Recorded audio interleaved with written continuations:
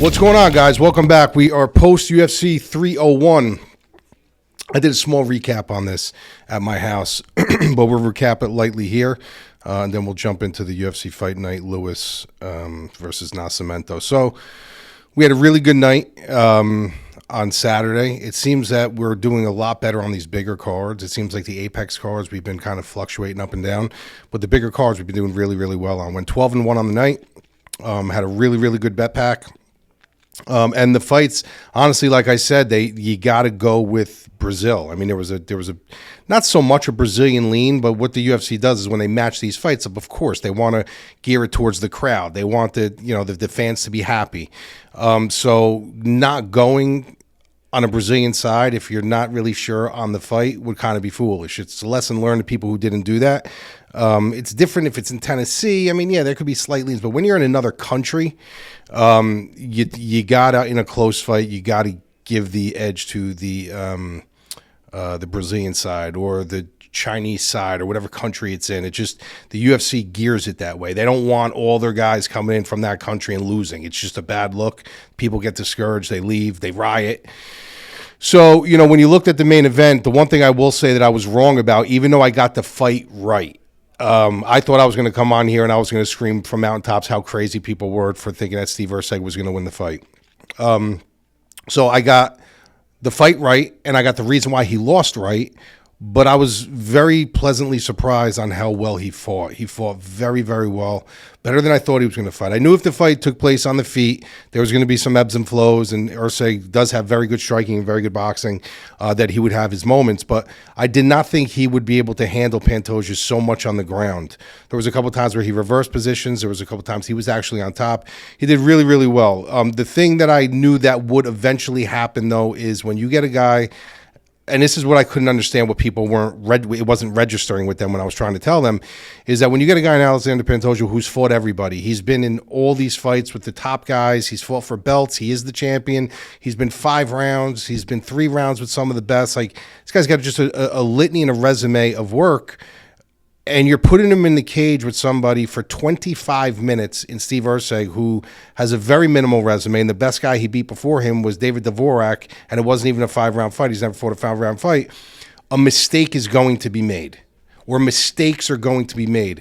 I thought a mistake would be made in sometime near the middle of the fight where Pantoja was going to be able to backpack him and maybe sub him. Wasn't the case. You had, depending how you scored that fight, going into the 5th, it should have been either 2-2 or 3-1. If you had it 2-2 and going into the 5th round, then obviously it was anybody's fight in the 5th round, and Erceg made the mistake. Instead of staying on the feet and utilizing his jab and keeping space and keeping range and giving himself an opportunity, he did the one thing he should have never done against a guy like Alexander Pantoja, and he went for a takedown, and Alexander Pantoja took advantage of it. So that was the mistake that was made. I understand what he was trying to do. They were both gassed. They were both tired. He thought, being the bigger guy, let me get on top of him, maybe get some control time because he's tired, and like maybe give myself a chance and edge the fight out. But it was a major mistake, and that's what I said. You give him you give a neophyte 25 minutes, he's going to make a mistake, and a guy like Pantoja is going to capitalize, and that's exactly what happened. Now, there's a lot of people walking around saying that it was a robbery, and Erceg should have won the fight. You guys, I don't know what you're watching, but there was no way he won that fight. Pantoja clearly won that fight. He clearly won 1, 3, and 5. And there was an argument for 2. I mean, there was an argument. A lot of people did give Erceg 2. I could see why. But there was an argument that fight could have been 3-1 going into the 5th.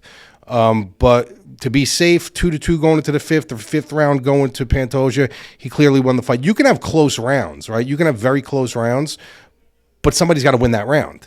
And you can't just look at an instance where, Pantoja got cut by an elbow and it was gashing, that just dismisses everything else that happened 4 minutes and 59 seconds for the rest of that round. You just can't do that. So rightful winner. I agreed with both sides of the cards. 3-2 is fine on 2 sides, and then the one side had it a little bit more towards Pantoja's favor. I could have found an argument for that too, but there's no argument that for Erceg to win that fight. He did not win that fight. So I hope you guys understand that, and I hope you understand that a lot of these guys that are shouting these things are guys that picked them or guys that laid money on them. The next one was Jose Aldo. Jose Aldo was my favorite dog on the card. I mean, you're getting the king of Rio. who is fighting a kid in Jonathan Martinez, who's a very good fighter, but you knew this was going to be a boxing match. Like, you just knew nobody was going to take nobody down. This was going to be a boxing match. The leg kicking game was going to completely nullify itself, and this was going to be a straight boxing match with a guy who has been boxing nonstop for 1 year. And Jose Aldo, who already has good hands, and it's already in Brazil, and a close decision is going to go his way anyway. He didn't need the close decision. He didn't need the judges. He swamped them 30-27. So that was a great bet that we hit on our end. The one fight we got wrong was the one that I even said early on in the week to my subscribers at themadlabmma.com. If you guys aren't a member there, you really should be a member there. You may see all this free content all over the interwebs and on YouTube and on Twitter, and you may see all these content providers doing all wagers and stuff like that, but this is all we do. We do combat sports, we do boxing, we do MMA. That's it. We have guys in our Discord that are doing, NASCAR and very sharp minds, but our foundation is mixed martial arts, UFC, Bellator, mostly UFC, and boxing. And I'm going to guarantee you this. You may like other platforms. You may like other content providers.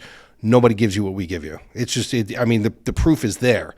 You can have an opinion on somebody who's better or who's better, but when it comes to the actual content, the meat and potatoes of what we give you, there is nobody by any stretch of the means, no matter what they tell you, that gives you the amount of content from week to week that they give you. It's just not out there.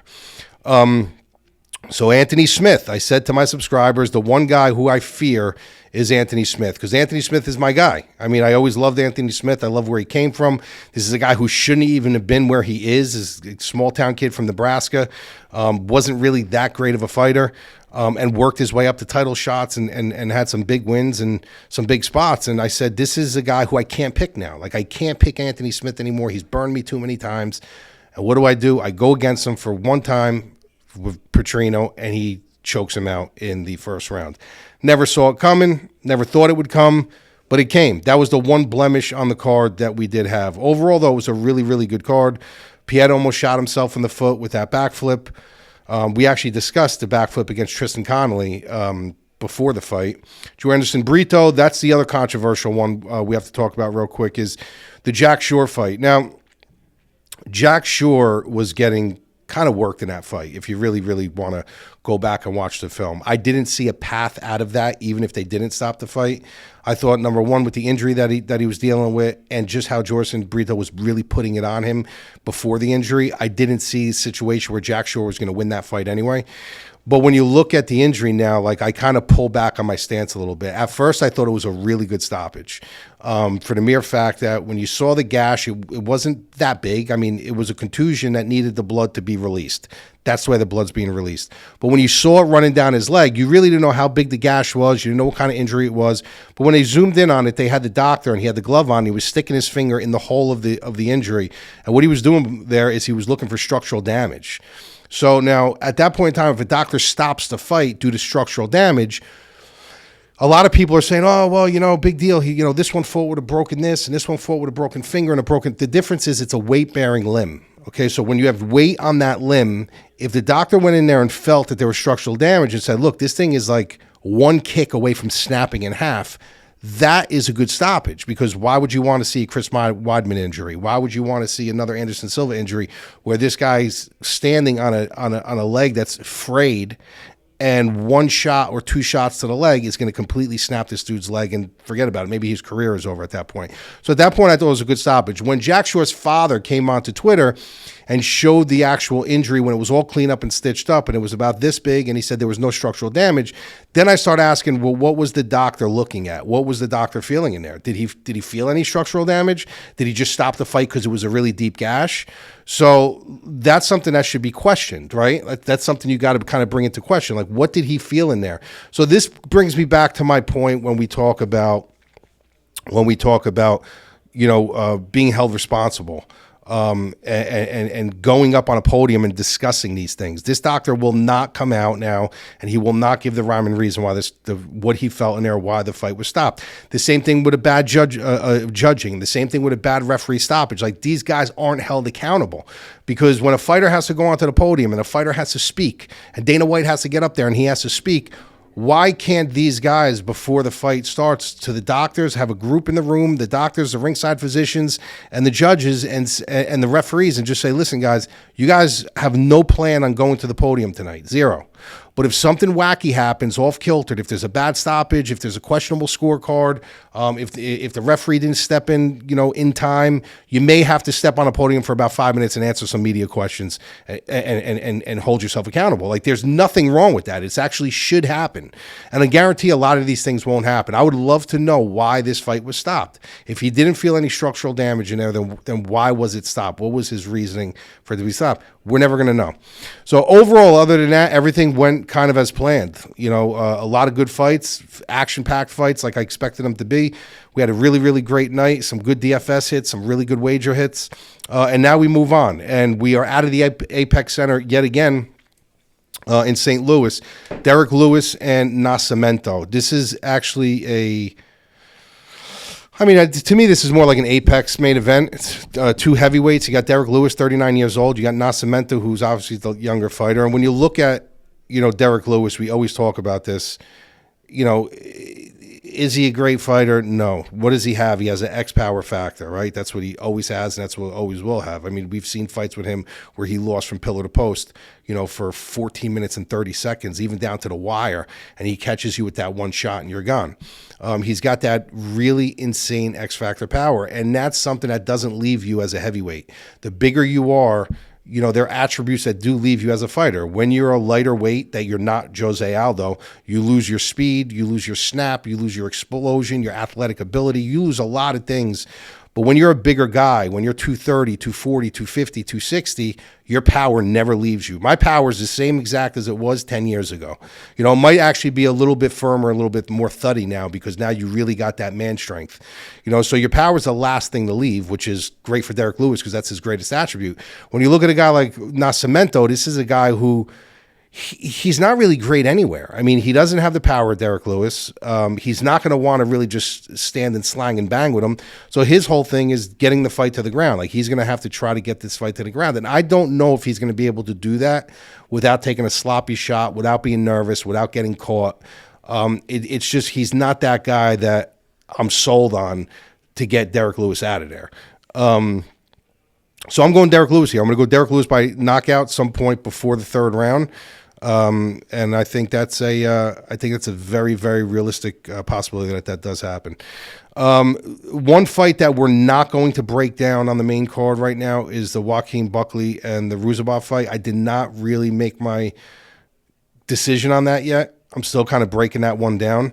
That's a very interesting fight. That's a fight I'm really digging deep into because I see a lot of different paths for both guys, scenarios and stuff like that I really want to dive a little deeper into. So I kind of started doing it, got a little rough on me with it. I started getting a little too detailed, diving into too much of a pigeonhole, and I jumped over that. So we're going to go to Alonzo Manfield and Carl Solberg.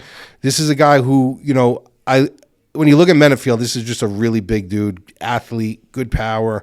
He is really, really muscled up. So this is a guy who does have the lactic acid buildup that will build up. And you'll know it's building up because he'll tend to push you against the cage, lean on you, make you wear his weight, which is all good things to do when you got to kind of work around a bad situation. Does have really good power. His top control is not bad once he does get on top of you. He will look to take you down. But he's fighting a guy in Carl Solberg who's right now he's just streaking. He's tall, he's big, he's rangy, he's got nasty kicks, he's got nasty striking. He's going to be utilizing a real estate of the cage. You got to understand this isn't in the Apex now. Alonzo Manfield might have a little bit tougher time kind of locking him down because the cage is bigger. He's going to have more room to work. So this is a situation where I just think Solberg might be able to just tag him at range and hit him with some big shots and slow him down.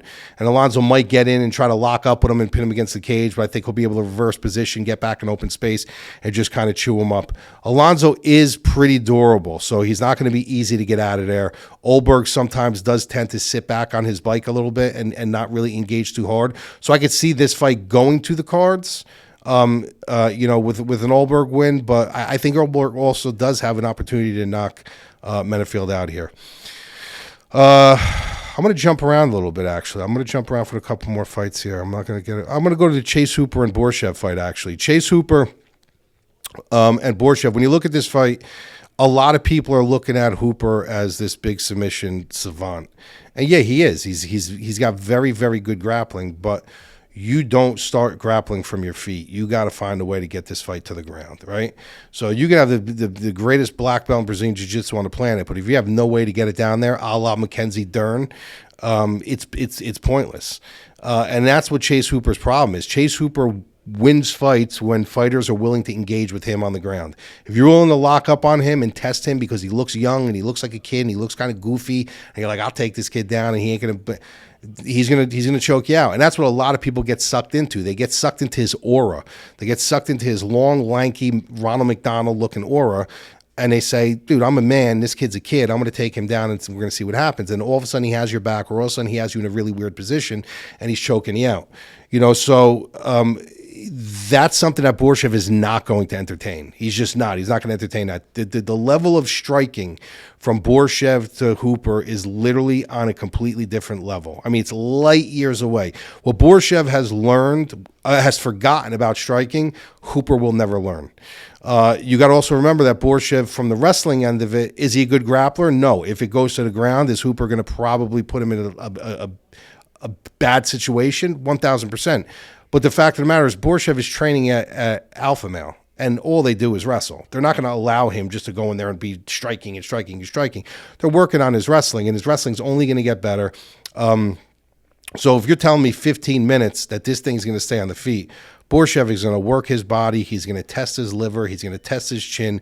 Hooper's striking is horrendous. When I tell you horrendous, I mean it's horrendous. If you guys never seen him fight, you will see him fight on Saturday, and he literally looks like a schoolyard kid, like on the basketball court, fighting with a classmate. Like, that's how bad his striking is. But if he gets you to the ground, the fight's over. So I just think Borchev's striking is going to just be too laser sharp from his angle manipulations, the way he jumps on and off the center line, the way he creates combinations. There's just so much technical stuff that Borchev does that, he absolutely should win this fight. I actually think it would be not disturbing. I shouldn't say disturbing, but it'd be a very big disappointment if Borchev, for me, loses this fight. Hooper tends to...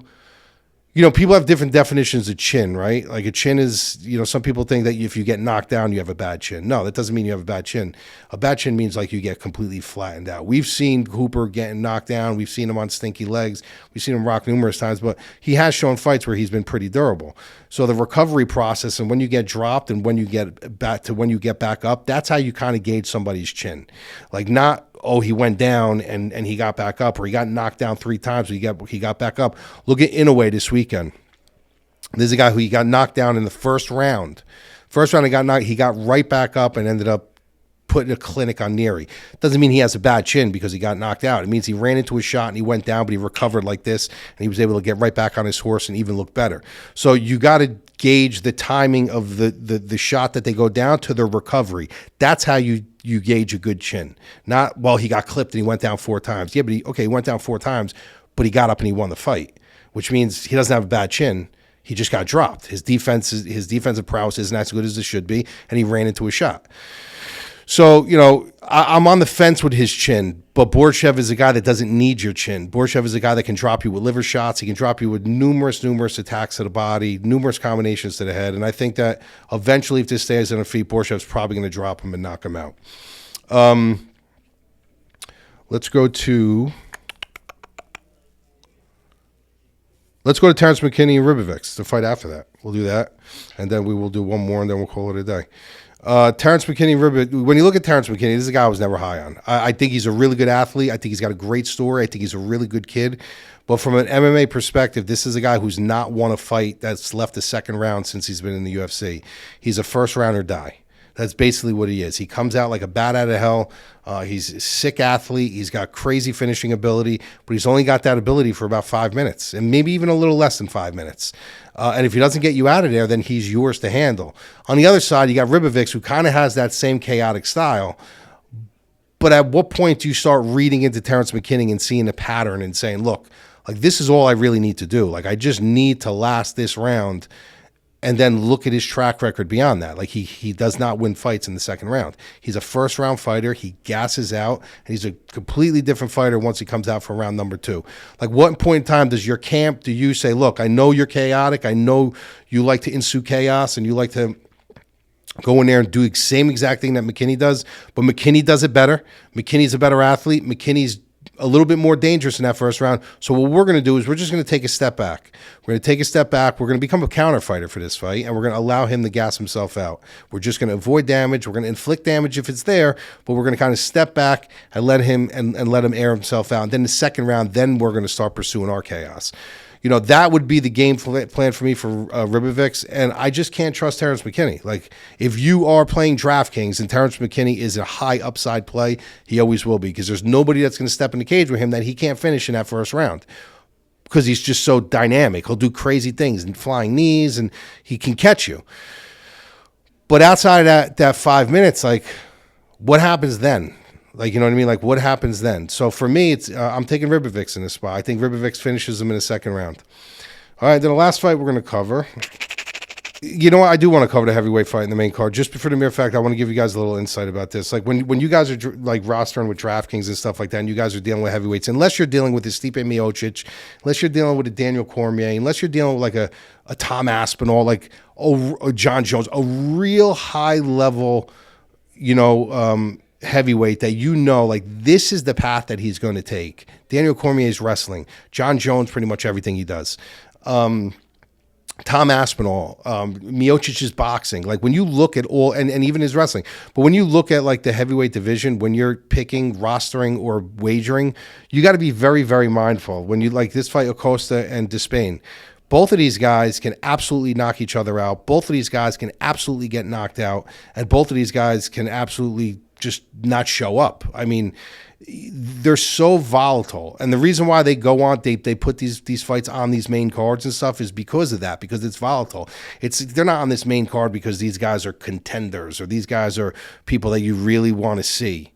You know, this is a chaotic fight. Like, if the main card kind of lacks in finishes, the UFC can lean back and say, look, well, we got a fight that's going to start the main card, at least, that with two heavyweight guys that are going to kind of throw caution to the wind. There's a little bit of hype behind this guy, Despain, and we know that Aosta can throw. So let's put them on it to kick it off and get the crowd going and get the TV viewers going, and then, you know, we'll be on our way. Because if you look at some of these fights down the stretch, there could be finishes in them, but outside of Derrick Lewis, I could see a lot of these fights going to the cards as well.